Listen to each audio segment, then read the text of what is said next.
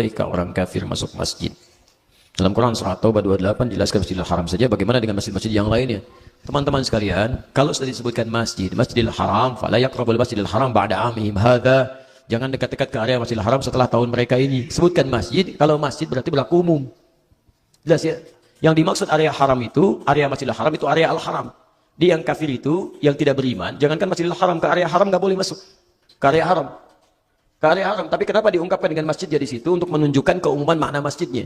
Jadi di masjid manapun sepanjang bernama masjid, berbentuk masjid, tidak dibenarkan non-muslim masuk ke dalam masjidnya. Karena itu area yang suci. Area yang ibadah, area yang suci. Jelas ya? Tapi kekhususan kota Mekah punya area khusus. Area sucinya tidak hanya Masjidil Haram, tapi ke area Al-Haramnya. Yang dibatasi dengan hudud, disebut dengan hududul haram, batas-batas Al-Haram. Jadi kalau sudah masuk batas itu sama dengan area masjidnya, batas sucinya. Makanya para ulama mengatakan kiblat kita dalam sholat itu bisa ada arah utamanya Ka'bah. Bagi yang di sekitar Masjidil Haram. Tapi kalau dia kemudian lewat dari situ, diprediksi ukurannya tidak bisa pas langsung ke arah Ka'bah, maka area masjidnya. Tapi semakin jauh lagi, ke area masjid kan semakin mengecil tuh, belum tentu ke sana. Maka area Al-Haramnya, jadi daerah kiblat. Nah, di luar kota itu, maka terbatas pada fungsi masjidnya. Jadi kalau di luar masjid silakan, bisa non-muslim pengen lihat-lihat, kan? Ada yang pengen juga lihat, ada yang pengen foto, ada yang macam-macam, gak ada masalah di luar. Tapi kalau ke dalam tidak. Jelas ya? Kecuali dalam kondisi-kondisi dia misalnya ingin bersyahadat, ya, dia ingin bersyahadat, dia ingin berubah jadi muslim dan sebagainya, maka itu diperkenankan karena dia ingin menjemput hidayah untuk kembali kepada nilai kebaikan-kebaikan. Paham sampai sini? Baik. Secara umum, ada perbedaan pendapat di kalangan ulama mengenai hukum non-muslim masuk masjid, dengan sebagian membolehkan dan sebagian lagi melarang, terutama untuk Masjidil Haram. Berikut adalah rincian lebih lanjut. Mazhab Hanafi, membolehkan orang non-muslim masuk masjid manapun termasuk Masjidil Haram tanpa izin dan tanpa keperluan khusus. Mazhab Maliki, melarang orang non-muslim masuk masjid kecuali dengan izin dari umat Islam atau imam masjid. Mazhab Syafi'i, membolehkan non-muslim masuk masjid kecuali Masjidil Haram. Pendapat lain, ada juga pendapat yang mengatakan bahwa non-muslim boleh masuk masjid selama mereka menjaga kebersihan dan kesucian masjid, serta tidak melakukan tindakan yang melanggar adab masjid. Masjidil Haram, mayoritas ulama melarang non-muslim memasuki Masjidil Haram. Masjid Istiqlal, Imam Besar Masjid Istiqlal Nasaruddin Umar, mengatakan bahwa siapapun boleh masuk ke Masjid Istiqlal untuk mencari kebaikan. NU Online mengutip fatwa yang menyatakan bahwa non-muslim boleh masuk masjid dengan izin dan ada hajat. Bismillah. Bagaimana kalau non-muslim bangun masjid? Ini area yang lain, ya. Tidak usah bangga, gitu kan? Dulu juga ada, gitu kan? Bahkan yang munafik masuk masjid gak boleh dimasukin masjidnya. Gitu kan? Yang penting itu masuk ke masjidnya, sholat di dalamnya. Itu yang paling penting, gitu kan? Bismillah. Ini tidak ada kaitan dengan lain, cuman pertanyaan contoh, gitu kan? Waalaikumsalam warahmatullahi wabarakatuh. Ustaz, saya bekerja sebagai freelance designer pada teman saya yang Nasrani. Teman saya ini memiliki restoran dan tempat hiburan malam. Tugas saya membuat desain pada kedua tempat ini. Desain ini meliputi menu atau promo makanan dan minuman. Namun selain itu ada juga bentuk promo minuman beralkohol, wine, serta acara live band atau live music, DJ. Pekerjaan saya hanya sampai mengirim lewat email. Saya tidak pernah datang atau mengikuti acara tersebut. Mohon penjelasannya. Teman-teman sekalian, mohon maaf segala perangkat-perangkat yang menghantarkan pada yang haram, ya haram juga. Ya, mereka datang itu kan karena info dari antum. Desainnya bagus lagi, promosinya hebat. Yang bikin siapa? Antum. Kalau antum nggak bikinin, nggak akan datang mereka. Ya, maka wasilah-wasilah pada yang haram jauhi. Kalau ada pekerjaan baik, kenapa pilih yang tidak baik? Ya, kalau menawarkan pada yang baik-baik saja, nggak apa-apa, nggak jadi masalah. Tapi kalau menawarkan pada yang tidak baik, ya nggak usah diambil. Antum kan punya pilihan. Yang punya rezeki itu bukan manusia, Allah. Jangan berharap pada manusia. Allah tawarkan rezeki yang baik, kenapa pilih yang buruk? Sejak kita diciptakan, ingat ini betul ya. Ingat ini betul. Sejak kita diciptakan, Allah sudah khususkan rezeki kita yang baik. Quran surah 17 ayat 70, posisi paling kanan di pertengahan. Walaqad karramna bani Adam. Sungguh kami telah muliakan anak cucu Adam itu. Hati-hati. Wa hamalnahum fil barri wal bahri. Dan kami jadikan mereka banyak beraktivitas, baik di daratan maupun di lautan. Wa razaqnahum minat thayyibat. Dan kami sudah sediakan rezeki yang baik-baik buat mereka. Yang baik-baik. Jadi kalau ada yang baik, kenapa pilih yang buruk? Cari yang baik. Ya, bahkan orang beriman itu gak akan berpikir yang buruk.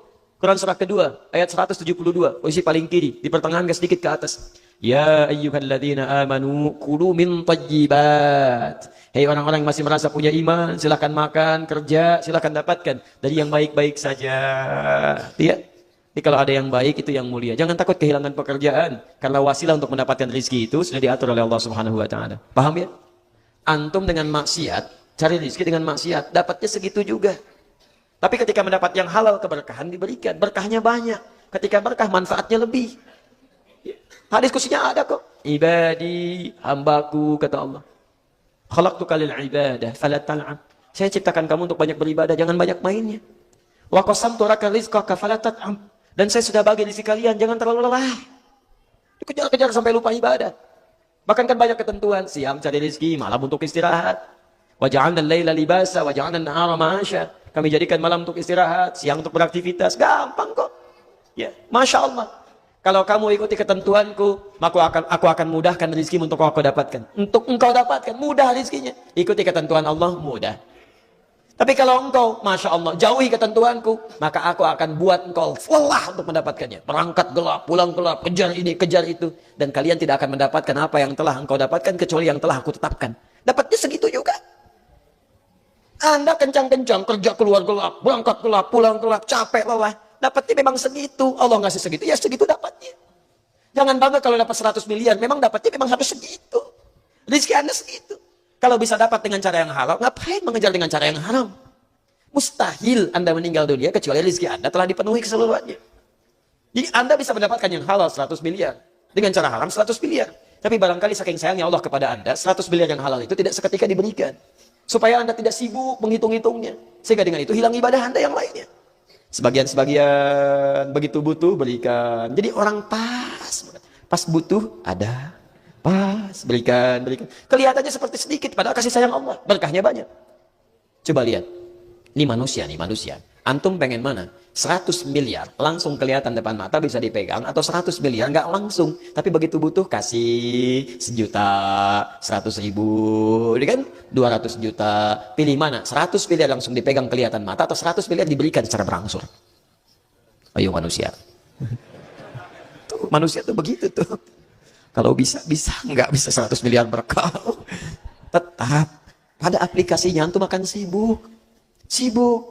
1 juta masuk dompet, 100 miliar mau simpan di mana? Bikin berangkas, Masya Allah. Begitu mau tidur, Pak, kayaknya kurang tuh.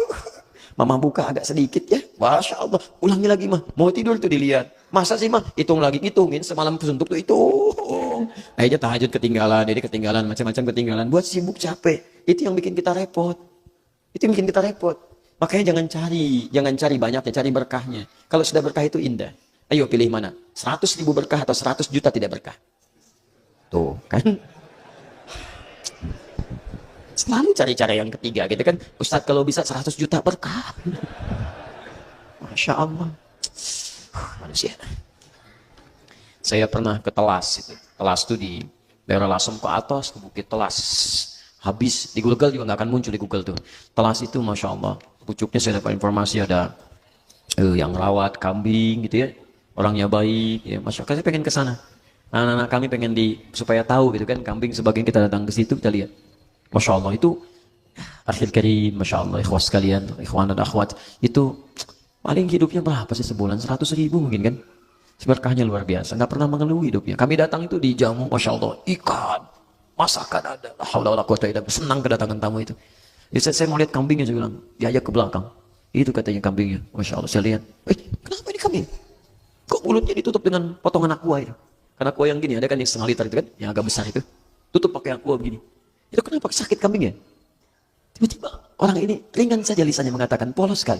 Dia katakan gini, perkataan ini membuat saya diam. Beberapa detik saya terpaku begini, diam. Ini bukan sakit. Ini kambing, baru kami datangkan dari tempat kami beli, kami tutup dari tempat itu mulutnya supaya di jalan tidak makan yang bukan haknya. Ini manusia. 100 ribu per bulan. Jarang ikut taklim seperti antum nih. Gak pernah ada celah ikut taklim seperti antum. Tidak tiap pekan, tidak tiap waktu. Tapi Masya Allah, bukan hanya lisannya yang dijaga, mulut kambingnya dijaga. Perhatikan. Supaya tidak mendapatkan hal yang dilarang oleh Allah Subhanahu wa Ta'ala. Coba lihat dengan antum. Begitu rajinnya taklim. Rezekinya berkali-kali lipat daripada itu. Coba cek.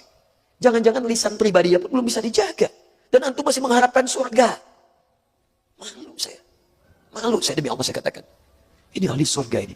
Selama ini saya mengajarkan ini dan itu ternyata dia lebih berhak daripada saya untuk mendapatkan rahmat Allah Subhanahu wa Ta'ala. Jadi teman-teman bertakwalah kepada Allah Subhanahu wa Ta'ala. Banyak hal yang harus kita perbaiki, banyak dosa yang harus kita istighfari. Jangan-jangan kita merasa dan sering mengecilkan orang lain, ternyata orang lain lebih baik surganya dibandingkan dengan kita. Karena itu bertakwalah kepada Allah Subhanahu wa taala, jauhi dosa-dosa yang besar, tinggalkan yang kecil-kecil, yang dengan itu insyaallah rahmat Allah kita bisa dapatkan.